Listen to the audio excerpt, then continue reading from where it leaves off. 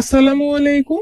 ছোলা ভুনা কিভাবে করলে স্বাদটা একদম পারফেক্ট হবে সেই রেসিপিটাই আজকে শেয়ার করছি। সহজ কিছু টিপস ফলো করলে ঘরে থাকা সাধারণ মশলা দিয়ে রান্না করা এই ছোলা ভুনাটা খেতে হবে একেবারেই স্পেশাল। তাছাড়া সংরক্ষণ পদ্ধতিটাও দেখিয়ে দিব, যাতে করে একবার বানিয়ে পুরো মাস জুড়ে রেখে খেতে পারেন।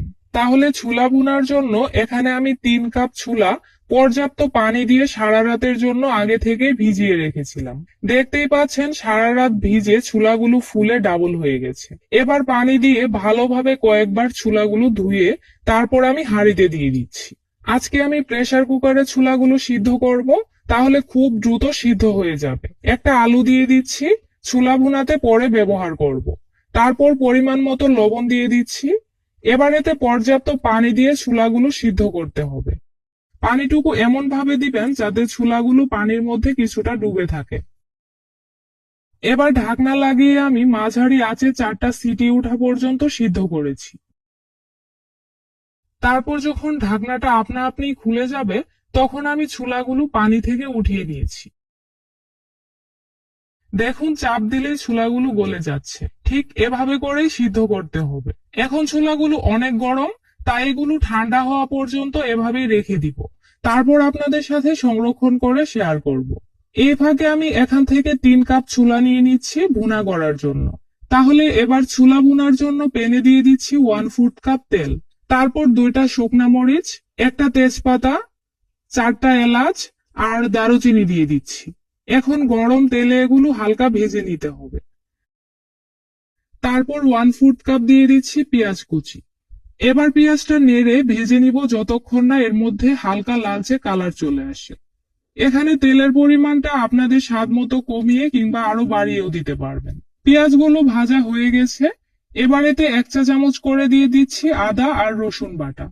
তারপর সামান্য পানি দিয়ে আগে মিশিয়ে নিয়েছি, এতে করে বাকি মশলাগুলো পুড়ে যাবে না।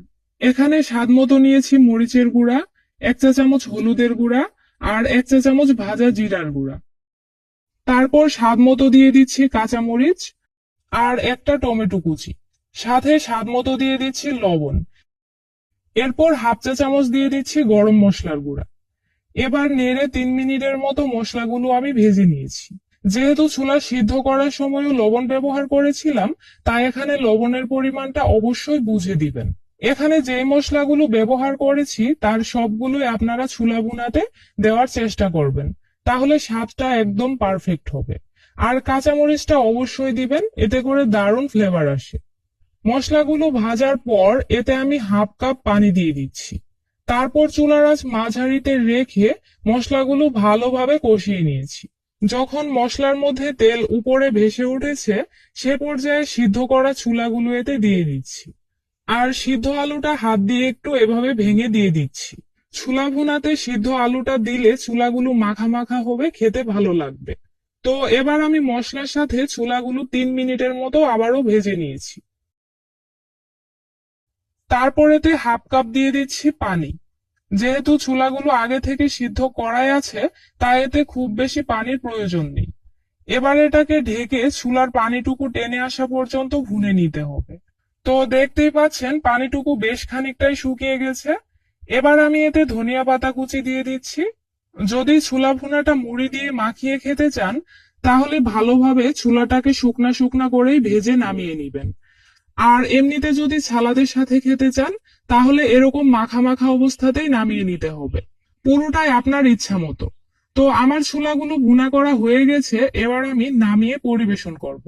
রান্না করা এই ছোলা ভুনাটা আপনি পুরোপুরি ঠান্ডা করে যে কোনো ঢাকনাযুক্ত বাটিতে ভরে ফ্রিজে নরমালে রেখে দিতে পারবেন। এভাবে রেখে দিলে 5 থেকে 6 দিন আরামসে খেতে পারবেন। শুধু খাওয়ার আগে একটু গরম করে নেবেন, তাহলেই হবে।